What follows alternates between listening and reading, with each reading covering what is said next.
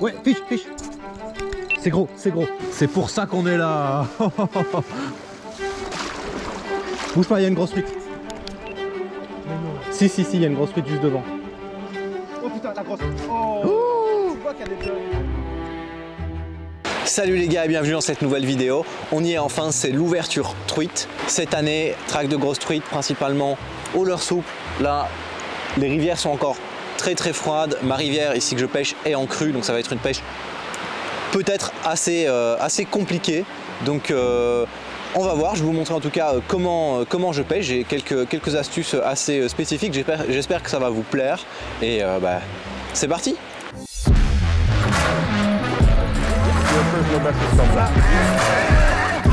Incroyable, incroyable, magnifique perche.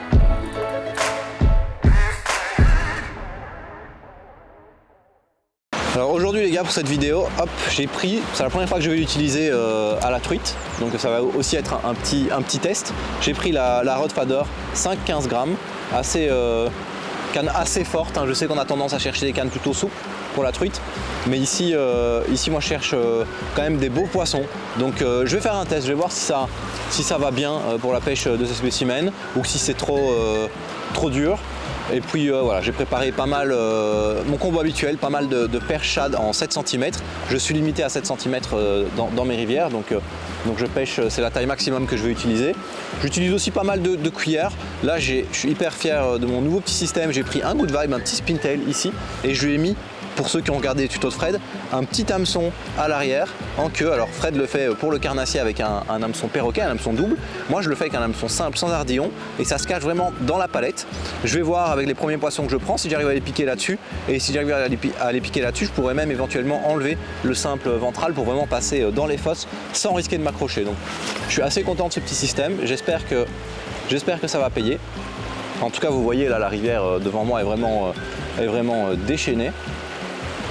On est à plus ou moins 30 mètres cubes sur une rivière qui est agréable à pêcher, aux alentours de 12 mètres cubes.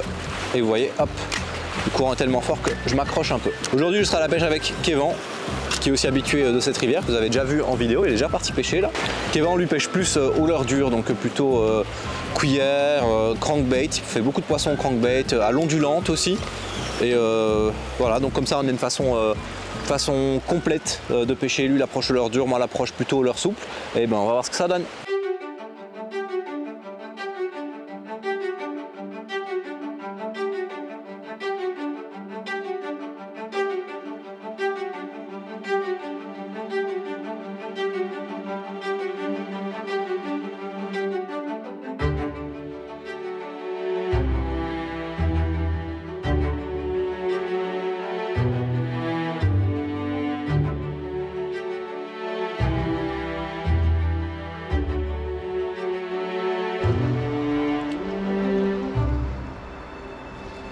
Ouais. Yes. Je t'avais dit que j'allais toucher un poisson par là. Vas-y, gros, c'est beau quand même. Hein. C'est quand même joli. Yes. Yes. Premier fiche. Allez, désolé gros, je dois le ramener vers moi pour maintenir l'attention. Popo. Yes, premier poisson là après 2 heures de pêche. On a recommencé tôt, il faisait noir, donc le poisson n'était pas forcément actif. Là on arrive sur un tournant qui est bien meilleur, avec un amorti beaucoup plus gros, parce qu'il y a beaucoup de courant. Il y a des pêcheurs qui sont mieux positionnés que nous au-dessus parce qu'ils sont vraiment à la limite du courant. Ils ont fait un poisson quand on arrive, et du coup moi j'ai pêché vraiment l'aval pour me rabattre contre le bord. Il me semblait que j'avais pris une première touche une fois, et puis je suis repassé 2-3 minutes plus tard vraiment dans la même ligne, et là bam, je fais cette magnifique petite truite. Elle n'a pas de sangsue, donc c'est que les os sont déjà bien réchauffés. Vraiment un beau poisson. Alors je vais pas le sortir de l'eau parce qu'ici on peut pas, mais je vais juste le mettre à la surface pour vous montrer un peu à quoi il ressemble. Allez, repart petite. Yes. Un bon début de saison. On va continuer, on va essayer de faire encore des plus grosses. Allez, on y va. Donc ici je pêchais vraiment juste en aval, le long du bord, donc vraiment là où il y avait moins de courant. Sur ce petit perche shad 7 cm blanc, c'est un coloris l'année passée, j'ai eu des bons résultats en début de saison avec, donc j'ai repris ce coloris là. Hameçon, j'ai pris un petit BKK taille 2, taille 4 celui-là pardon, sans ardillon. Voilà, hyper solide, hein. J'ai pas encore émoussé la pointe alors que je tape bien sur les rochers, donc je suis vraiment content de la qualité des hameçons.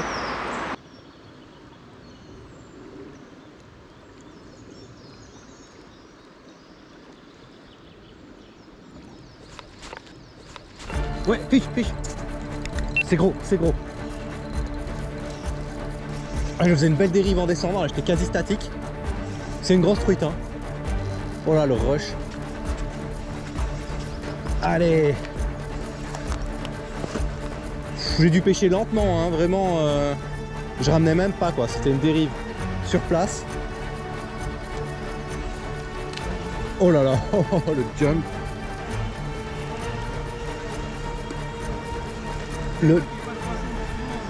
Ouais, j'étais en train de dire qu'il n'y avait pas de poisson dans le tournant. Magnifique, elle est magnifique. Putain, mon système sans ardillon là il tient bien, hein, avec le nombre de jumps qu'elle m'a fait. Je dis ça, elle va se décrocher en rentrée, tu vas voir. Putain, pour une truite de début de saison, elle a de la force. Hein. Bien joué, gros. Ah, super dommage. Yes. Putain, elle est belle, hein. Yes, deuxième poisson. Sur une petite, j'étais en train de descendre le courant, de pêcher l'aval. Et je moulinais même pas, je pense qu'on le verra dans la vidéo. Et juste en fait la ligne se décalait légèrement, très lentement. Et bam, un magnifique mâle qui vient prendre mon leurre. Et il a vraiment énormément de jus là. Ah ouais, ah ouais. Voilà. Je vous laisse admirer les couleurs. Un magnifique poisson.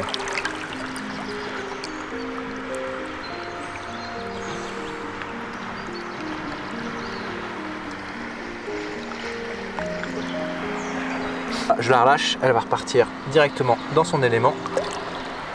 Yes. Deuxième poisson de la journée, toujours sur le perche stade en 7 cm, cette fois-ci en pumpkin chartreuse.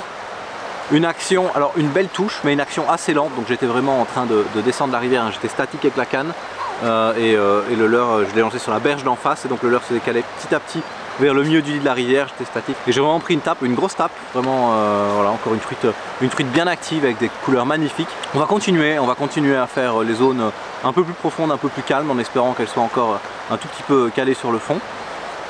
Mais je pense que la journée s'annonce très bonne. Allez, on y va. Putain, c'est bien une tape que j'ai eue. Hein. C'est bien une tape.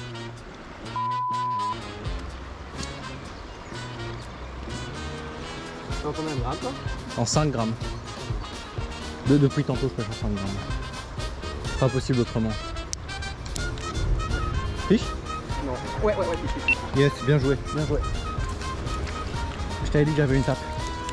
Elle est... C'est une grosse. C'est une grosse? Ah ouais, c'est une grosse. C'est pas. Non.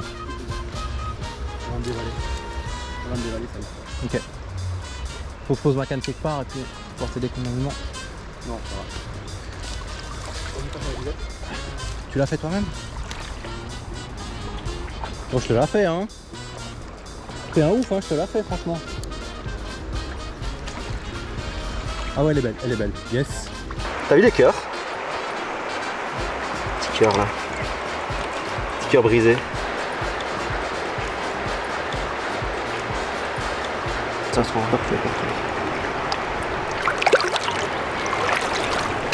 Yes. Ah, purée, enfin, la délivrance. Donc voilà, on est allé sur un spot avec Samy où il avait touché un poisson au leurre souple et qu'il avait raté. Du coup, je relance pile poil là où il avait touché le poisson, au leurre souple aussi, et en pêchant vraiment ultra lentement.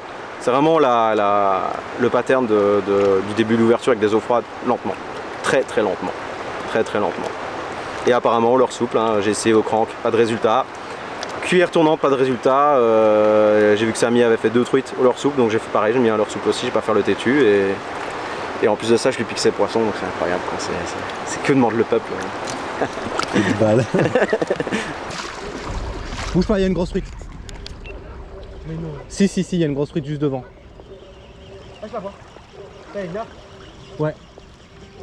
Elle est pas énorme, mais elle est belle, ouais. Prépare les puisettes. Elle a déjà été pêchée ou quoi, c'est pas possible. Ouais, je vais mettre un leurre souple. Bouge pas trop, s'il te plaît. Hein. J'aimerais bien la piquer, elle repart dans le courant, Ça, elles sont vraiment collées au bord. Ouais. Elle est juste là devant, je sais pas si vous la voyez avec la vidéo. Bah les couilles.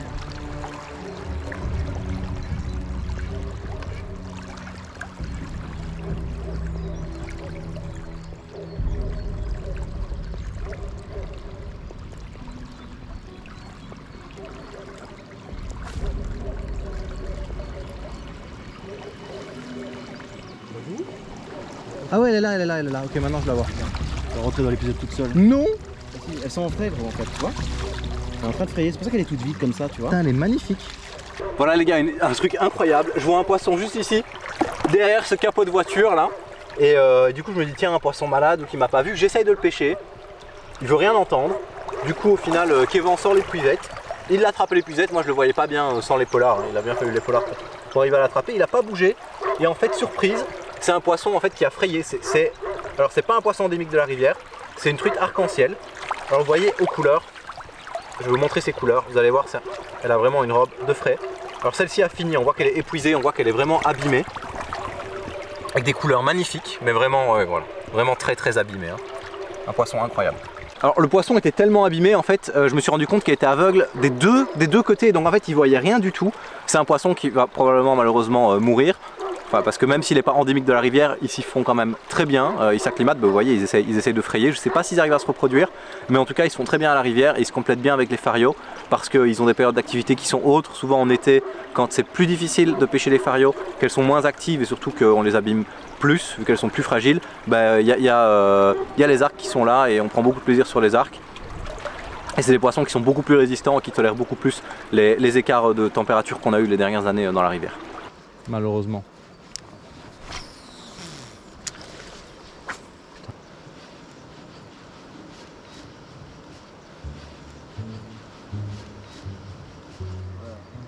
Tu fais ça maintenant, oui.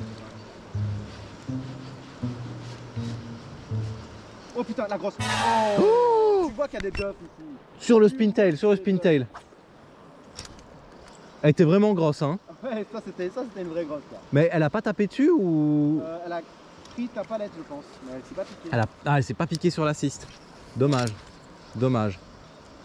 Ouais, vraiment un beau poisson. Bon, en plus de la grosse boîte que j'ai dans mon sac à dos, avec vraiment mes leurres, je vais dire, pour la saison, j'ai ma petite boîte pour la journée, comme ça c'est directement accessible ici dans mon gilet, où je mets mes leurres vraiment pour la journée. Donc ici je suis sur le perchade blanc, j'ai mis, voilà, on est dans des conditions où les eaux sont assez fortes, assez brunes, donc 2 cuillères, hein, 2 MEPS, taille 3. Hop, ici j'ai encore les ardillons, je les ai pas retirés, il va falloir que je les enlève si je veux pêcher avec. Donc taille 3, les MEPS, une fluo, une avec des points rouges, une petite ondulante et encore un petit leurre, j'ai même pas encore mis l'hameçon, juste un petit blick, pile poil 7 cm comme le veut la législation, et une petite palette que je mets en dessous. Je trouve ça vraiment pas mal. Je vais peut-être l'utiliser, là il y a un peu le soleil qui monte, le côté transparent ça peut bien donner, donc je vais peut-être passer là-dessus. Voilà, et mon petit affûteur à hameçon que je garde aussi sous la main pour donner un petit coup de temps en temps.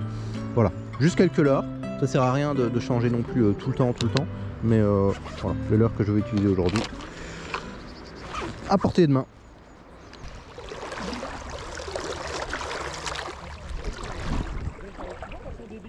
Elle suit? Ouais, elle est là. Non.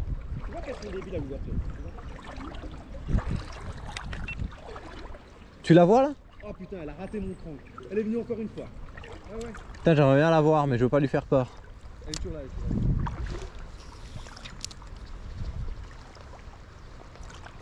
J'essaie de me piquer mon poisson. Gros, tu m'as piqué mon poisson tantôt, y a pas de pitié, hein. C'est vraiment... Ah, elle est sur toi, elle est sur toi. Elle est, tu l'as. Je l'ai raté, j'ai senti. Mais d'attaquant. Putain, elle est débile, hein. C'est vraiment un poisson. Tu la vois encore ou pas? Non, bah non, là tu l'as piqué. Ouais, je l'ai piqué, ouais. Aïe, aïe, aïe. Faut attendre 2 minutes. C'est une belle, hein, c'est une belle. C'est une très belle, ouais, je pense. Ouais. Yes. Yes.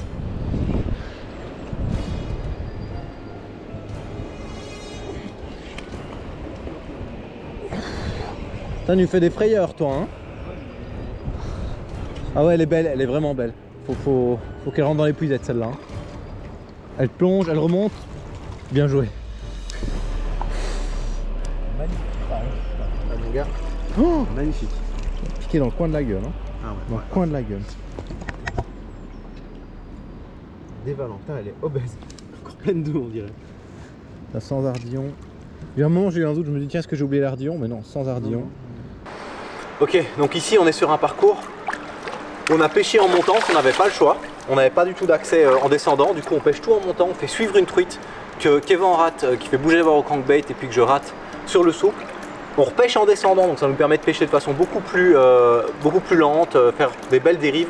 Comme les trucs que j'ai fait avant dans la journée, même chose, elles ont besoin d'un peu de temps en début de saison pour saisir le leurre. Et là, bam, encore sur le perche shad. Les eaux, c'est les plus clairs depuis le début de la journée, du coup j'ai mis le coloris Ghost Perch. Et voilà, un magnifique poisson, je vais vous montrer ça.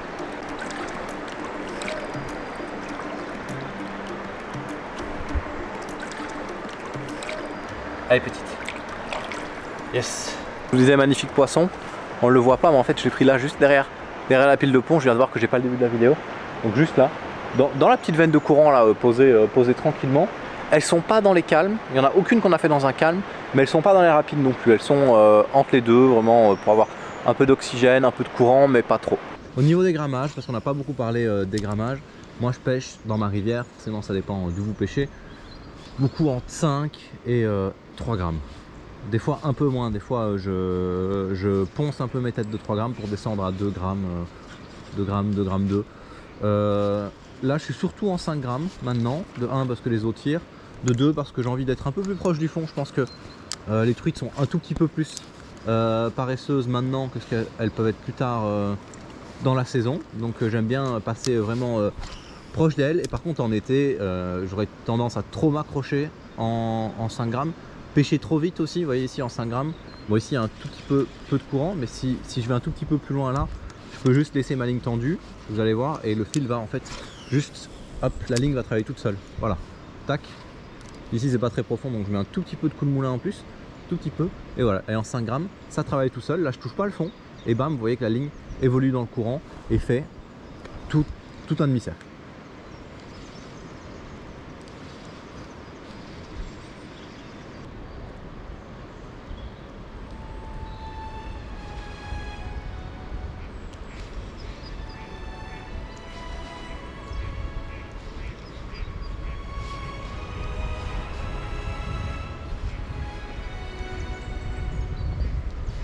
Hein? Ouais, je l'ai. Yes. Yes, magnifique poisson. C'est pour ça qu'on est là. Elle est venue chercher dans mes pieds quasi. Allez, je la tiens. Faut que je desserre un peu moins. Pas trop, sinon je vais la perdre. Yes. Même endroit, autre poisson, vous avez vu. J'ai un manteau, le temps s'est bien couvert, les débits ont commencé à augmenter. Là il fait bien gris. Du coup qu'est-ce que j'avais fait? Je suis passé sur quelque chose de plus visible. J'ai remis toujours leur souple, un perche shad mais blanc cette fois-ci. Et j'ai dû passer plusieurs fois, elle n'est pas venue directement, mais elle est venue chercher quasi dans mes pieds, donc elle a quand même suivi. Voilà, encore un magnifique poisson, une magnifique robe. C'est pour ça qu'on est là. Regardez, celle-ci elle a bien coffré, même sans ardillon, ça s'est pas décroché dans les puisettes. C'est l'avantage de mon petit système. Elle a encore pas mal de jus. Et voilà, c'est l'avantage de mon petit système. Vous voyez, pas d'ardillon, hein, ça reste dans la gueule.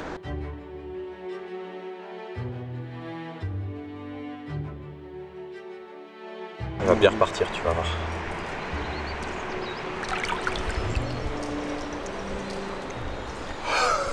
Voilà les gars, retour à la maison après cette session exceptionnelle. J'espère vraiment que vous avez apprécié la vidéo. On s'est donné à fond, c'était vraiment, en tout cas moi j'ai vraiment apprécié la session.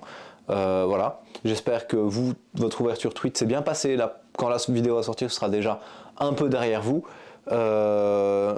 J'espère aussi vous aura montré dans la vidéo que pêcher en hameçon simple, sans ardillon, c'est loin d'être impossible.